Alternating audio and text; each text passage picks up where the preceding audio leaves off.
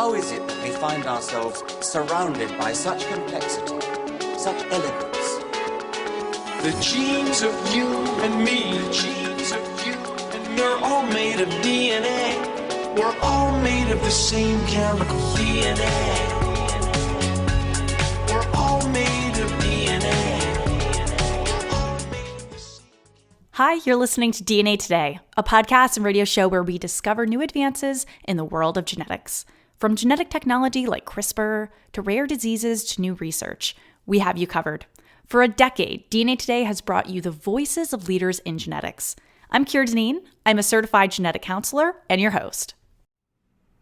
In honor of Rare Disease Month, we are continuing to highlight different rare diseases on the show. Today we're exploring Farber disease. My guests today are from Aceragen.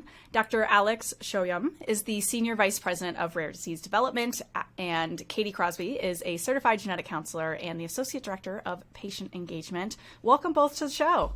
Thank you so much for having us. Thanks for having us. So, Alex, as we're highlighting rare diseases, it's February for Rare Disease Month. How rare is Farber disease? I mean, how many cases have been documented in the world?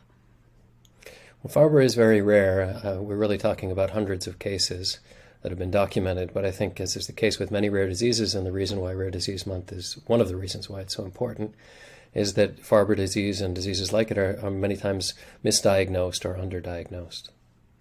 And for people to be aware, what are the most common 3 symptoms of Farber disease? Farber disease is really characterized by joint disease, so that can be arthritis or contractures, which is the inability to move joints normally, let's say.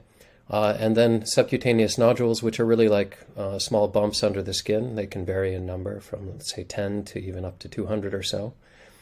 And then usually a hoarse or a weak voice that may not be always noticeable, but it is one of the characteristic symptoms, really a weak, kind of raspy, quieter voice.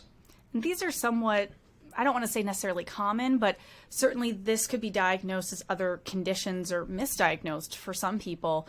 What are some of those common misdiagnoses that someone might be originally diagnosed with, but then later on, as they continue their diagnostic odyssey, they end up being diagnosed with the correct, like, Farber disease? Sure. Well, it's most commonly misdiagnosed as juvenile idiopathic arthritis. This is otherwise known as JIA. This is one of the most common joint diseases or inflammatory joint diseases in childhood.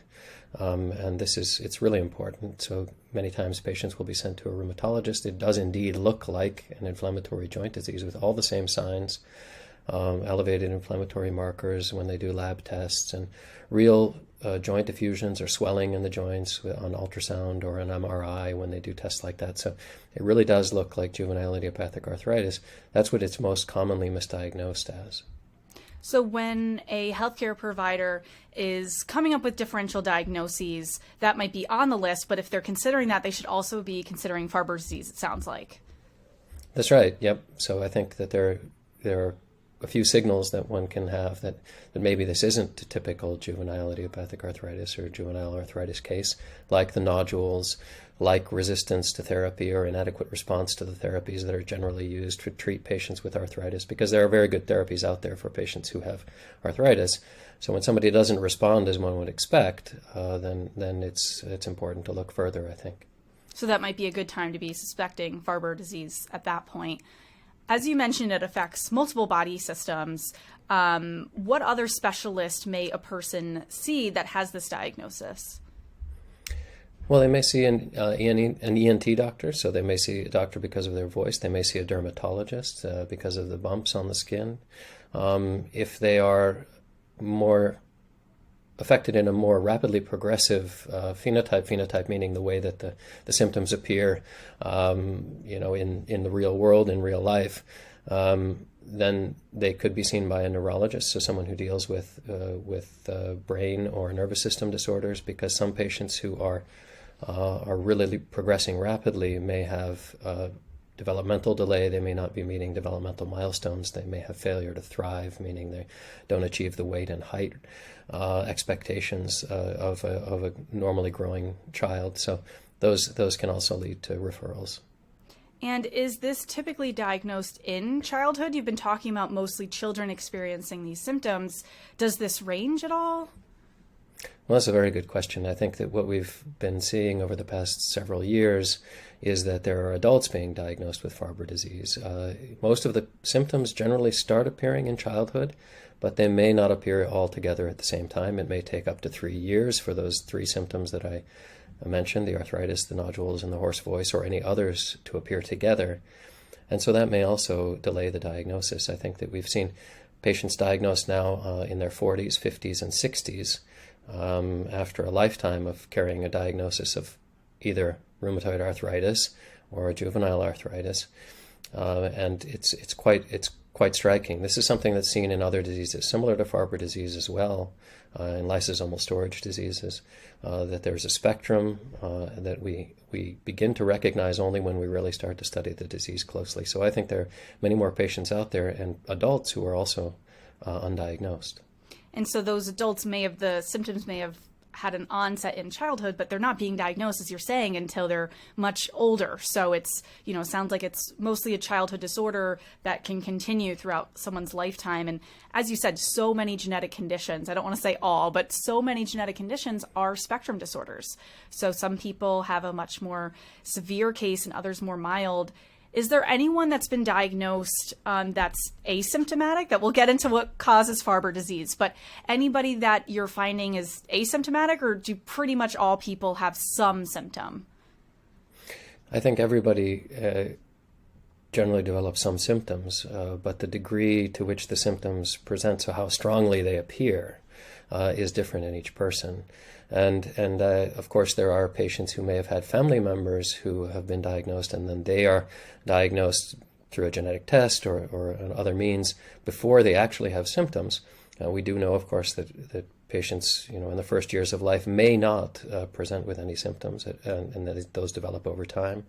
So we do know of patients who have been tested, and we're waiting, let's say, along with the physicians and the other healthcare providers taking care of them, for those additional symptoms to appear that really show the typical Farber picture. And you mentioned that Farber disease is one type of lysosomal storage disorder. Katie, I'd love to hear from you in terms of giving an overview of what lysosomal storage disorders are before we dive into genetics and everything that causes Farber disease. So what are lysosomal storage disorders like overall? Sure. So Farber disease is part of a group of over 50 different diseases that affect the part of the cell called the lysosome. That's where the name comes from.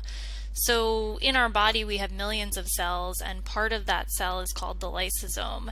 And the lysosome essentially acts like a recycling center for our cells. So if there's waste or materials that the cell doesn't need anymore, the lysosome generally breaks it down into other things that the cell can reuse or that they can get rid of.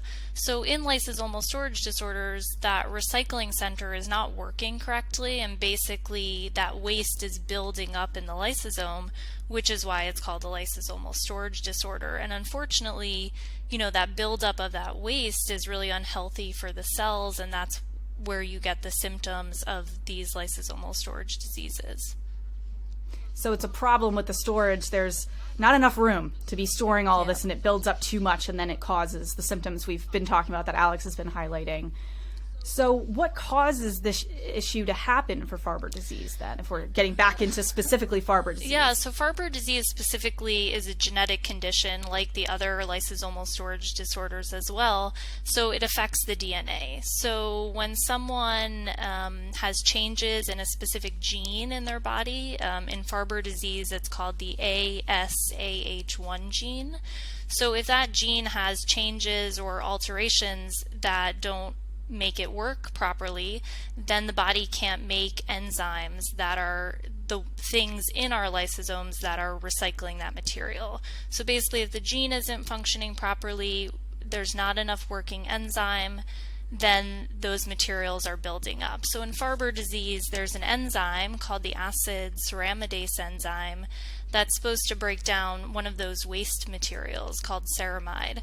And so it doesn't break down that ceramide, and then the ceramide just builds up and stores over time, like we're talking about, and then causes those symptoms that Alex had mentioned, like the bumps, the joint disease, the hoarse voice, and that gets worse over time because more of that material builds up over time. So it's a progressive disorder then as well, because as this builds up, the body's not able to create the right enzyme to break down this, I guess we could call it a toxin at that point. Yeah, exactly. So knowing now how this works on that molecular genetic scale, how can we diagnose Farber disease? Is it always genetic testing? Are there any other ways that we could diagnose this? Yeah, that's a great question. So there are really two ways.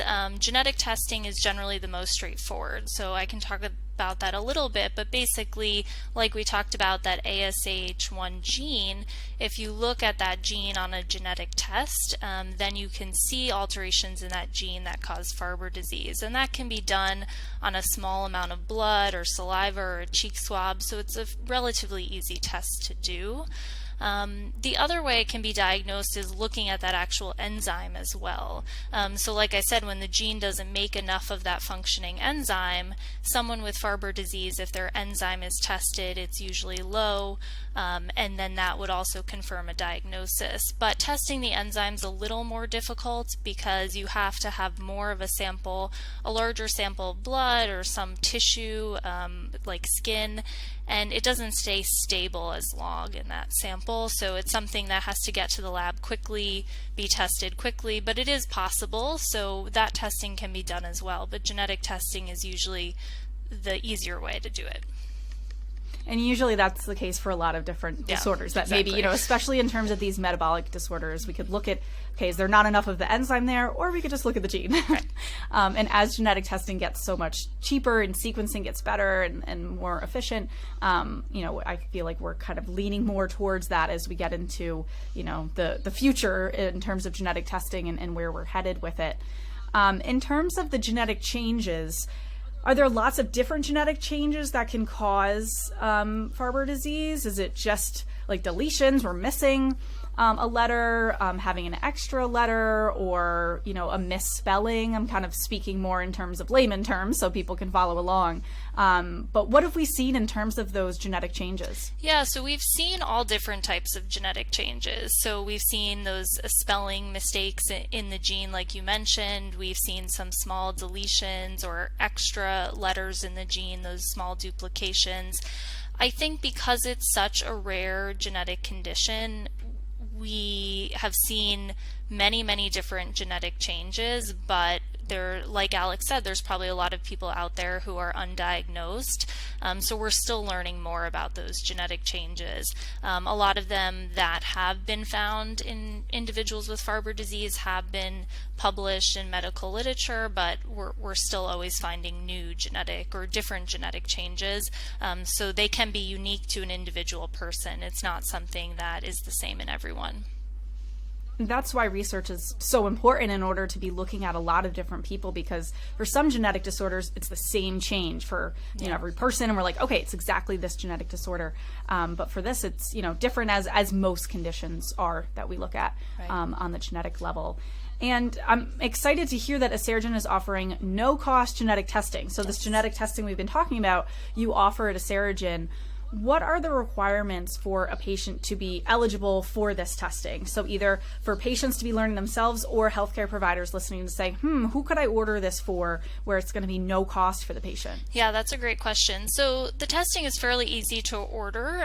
Basically, if someone thinks that they or someone in their family or someone listening, their patient, may have symptoms that they think could be Farber disease, we always recommend obviously discussing that with a healthcare provider first. And then if you and your healthcare provider decide that, this testing might be right for me, then a genetic testing kit can be ordered. So we are partnering with PerkinElmer Genomics to offer this genetic testing. And it's really easy to do. There's information on our website at aceragen.com, but it basically just takes an email. So that email goes to our email address is patientinfo@aceragen.com, and that comes to me. And we really just need to know the name of the doctor, the address, phone number, and an email address of where to send that kit. And then PerkinElmer sends out those testing kits, and those can be done on a small sample of blood, which is called a dried blood spot that's spotted on a card like a finger prick, or on a saliva sample. And the lab mails out those kits usually you get them in a couple days. The sample's collected.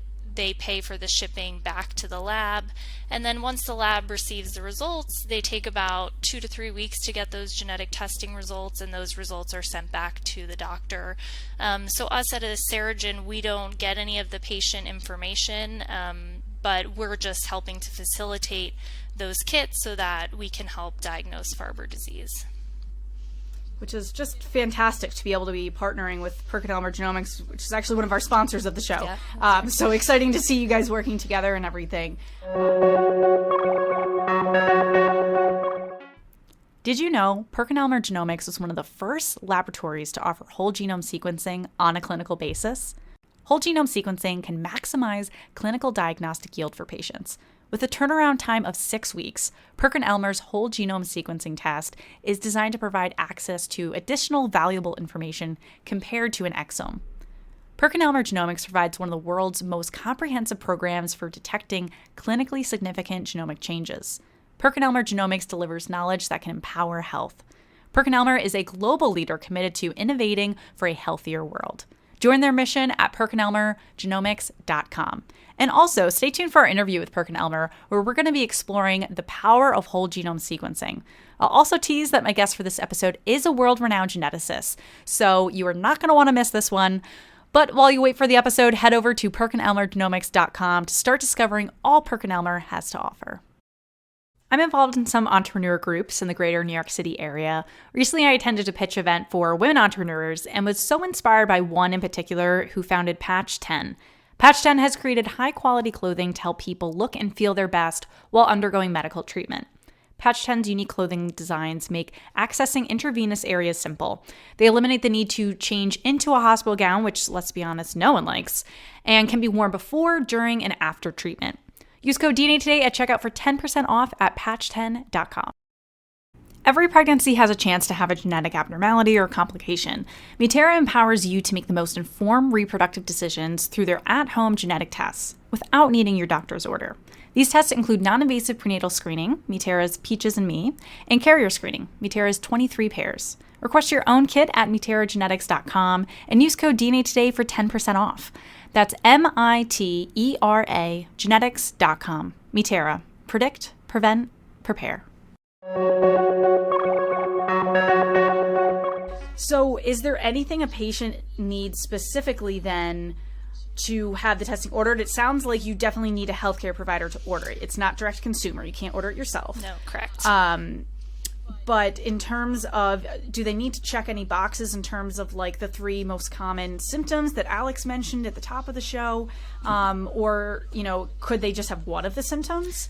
Is there any like specific clinical criteria? Yeah, that's a great question. So really it's up to the healthcare provider who would sign off on that test requisition form to determine if they think a patient could have Farber disease. And like Alex mentioned, it may take many years for all of these symptoms to develop together. So it could just be one symptom. So for example, if a child has arthritis that's not responding to treatment and the doctor thinks there might be something else going on, then they could have this sort of genetic test. So the criteria is not so strict because it is so broad and it is such a spectrum that we don't want to, rule out people who may only have 1 or 2 of these symptoms.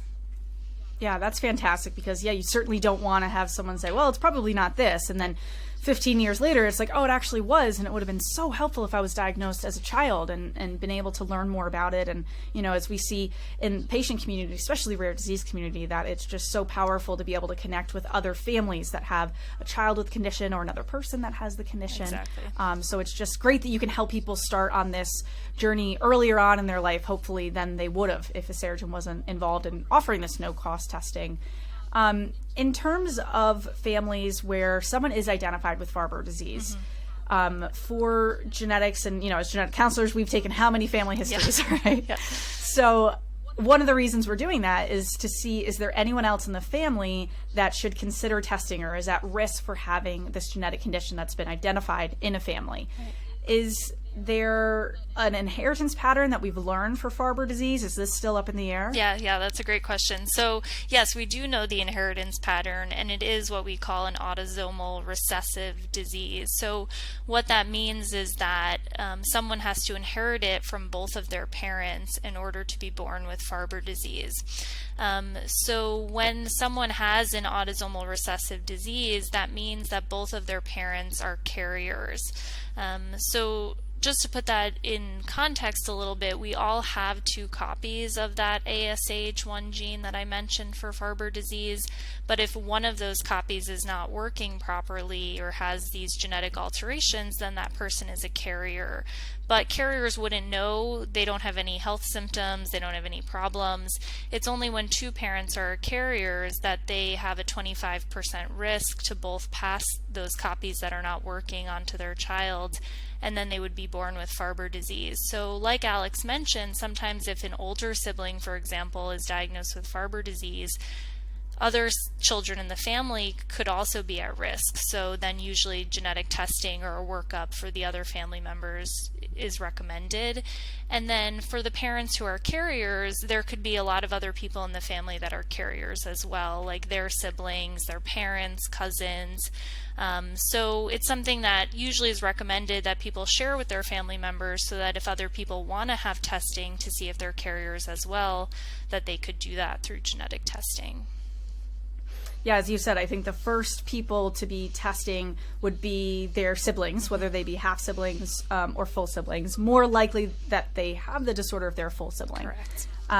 But as you said, if the parents of the child with the disorder have siblings, especially if they're looking to possibly have biological children in the future or have current biological children, really important to share that information with them so that they could possibly be tested, and then Aceragen comes in and offers the testing to them. So so that's really a great setup. And I'm a prenatal genetic counselor, so I explain the carrier screening a lot, and I really appreciate how you explain it because I do the same thing. I use the fingers as I'm saying, like, oh, this copy doesn't work if you pass that down. But in terms of carrier screening, is this condition, I mean, it's so rare, very underdiagnosed, so it's probably less rare than we're thinking. But it's so rare. Is it included in a lot of carrier screenings so that we possibly could identify it before a child has the condition? Yeah, that's a great question. And unfortunately, it's not included in any screening panels at this point. So if someone has carrier screening before or during their pregnancy, because Farber disease is so rare, it has not been included on any of those panels. So really, unless someone specifically is tested for that ASAH1 gene, or if a child has a larger genetic test like a whole exome or a whole genome sequencing, there are really no other screening tests that would detect it. And so I would then think it's probably not on newborn screening because we test for even less conditions in the US, UK for that. So does Aceragen do the carrier screening as well then? In terms of just, I mean, you're looking at the gene, so I assume that you can do that as well. Yeah, that's a great question. So PerkinElmer can do carrier screening. That's really not our focus at this point because, we're trying to help identify people who have Farber disease. But if someone in the family is diagnosed with Farber disease, then, through PerkinElmer or other genetics laboratories, carrier screening can be done as well. Okay, good to know. Yeah.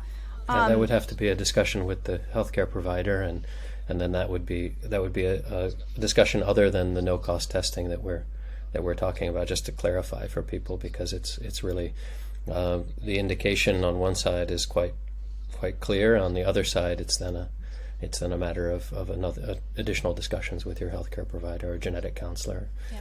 Sure, because Aceragen is looking to have clinical diagnoses for Farber disease, right. So that makes sense. And Alex, are there any treatments available for Farber disease? We've talked about how important it is to be able to diagnose, but are there any treatments available right now for Farber disease, or anything on the horizon maybe? Well, there are no disease-specific treatments available yet, meaning that they're really targeted to solve this problem, specifically with the enzyme not working well enough or not have enough of a enzyme that works adequately. So we're working on developing an investigational enzyme replacement therapy, which is where we take the recombinant human enzyme, meaning that it's a match to the human enzyme, but that we give back through an infusion to patients. This has been done in many different lysosomal storage diseases, and has been thankfully approved in many different diseases all around the world. And we're working towards the initiation of a clinical trial with this enzyme replacement therapy, which of course is still investigational, but we have done all of the required animal work that would go into it to demonstrate that the enzyme can work in this disease and can reduce the buildup of the material in the animals that are models of Farber disease, and that it's also it has been quite safe in the studies that we've conducted so far that are part of what the FDA and other agencies require. So we're looking forward to being able to offer patients enrollment in a clinical trial as soon as it can start. I can't give you a specific date, but that is our goal.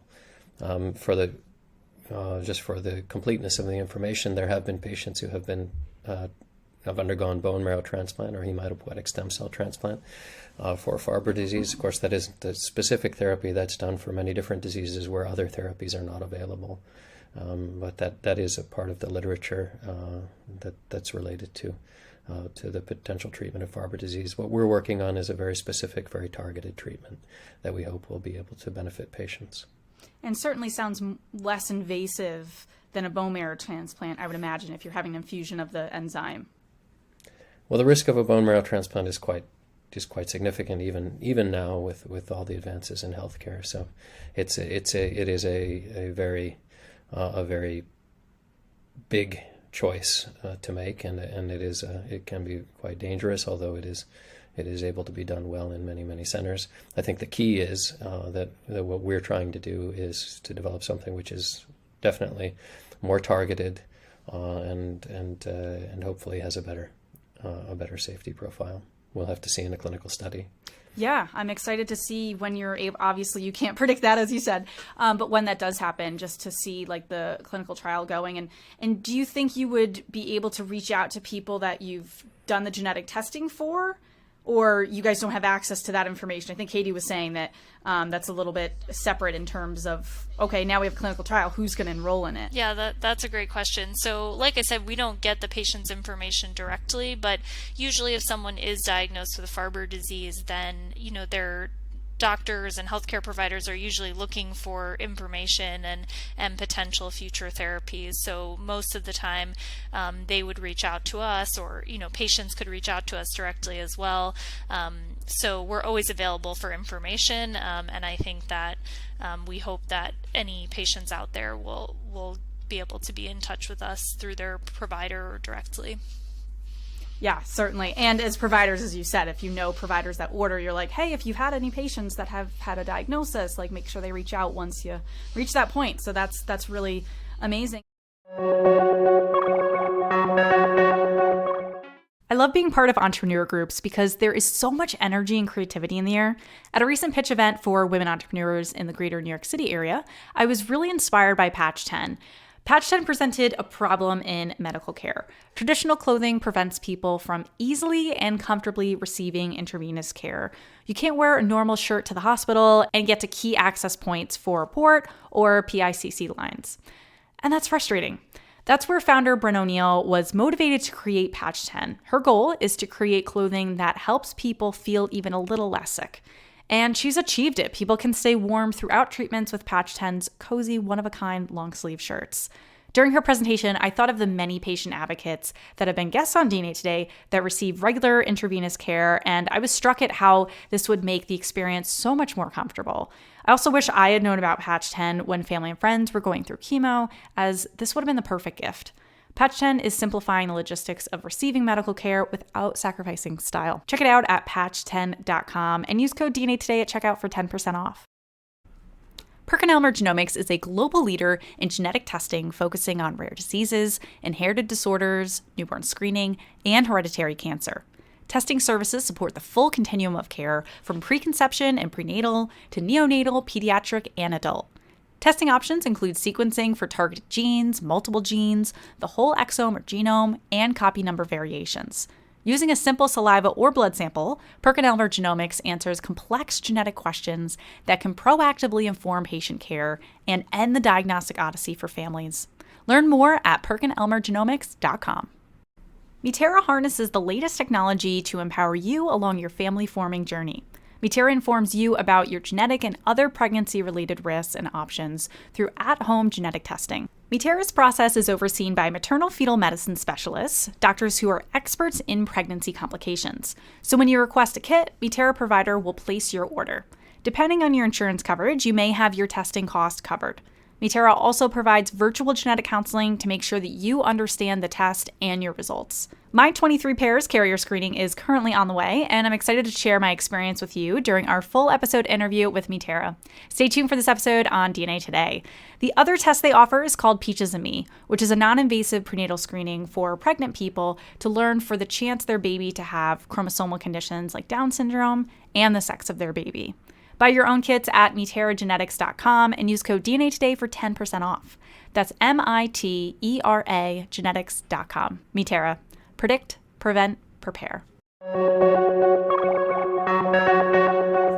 I just wanted to end by opening it up a little bit in terms of looking at rare disease research. Oftentimes, we're searching for treatments, hopefully a cure for some of these, rare conditions. But in the process, sometimes we can learn about aspects of common conditions that we can apply to that as we learn about the human body. Alex, are there any ways that you see Farber disease research providing more general information? I mean, I'm thinking arthritis, that might be something that we could apply to that. Oh, sure. I mean, this enzyme, the acetaminase enzyme, has already been shown to be involved in cystic fibrosis directly in some of the lung manifestations there, and the lack of adequate response to infections with certain bacteria.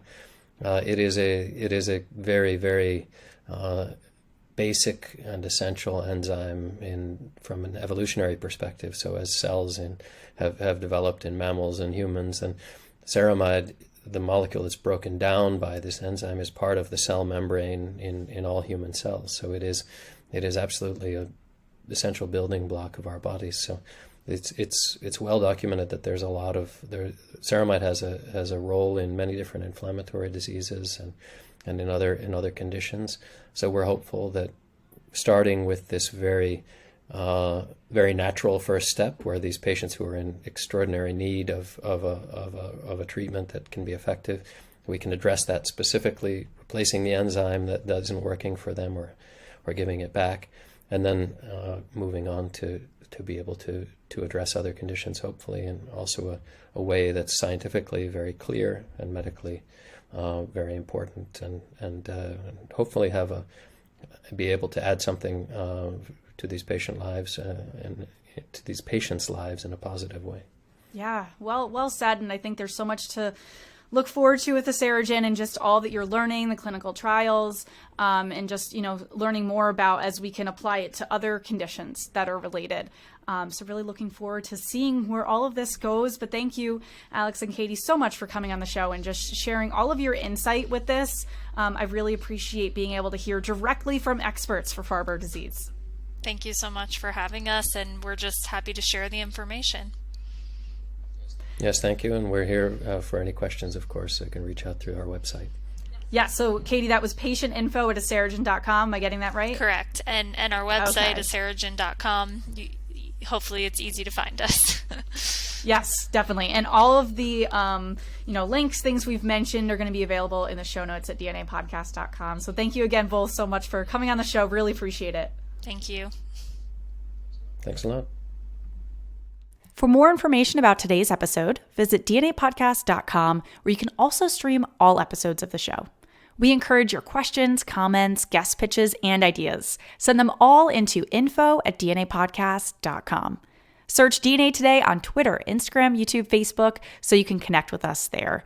And a favor, please rate and review the podcast on Apple, Spotify, or wherever you listen.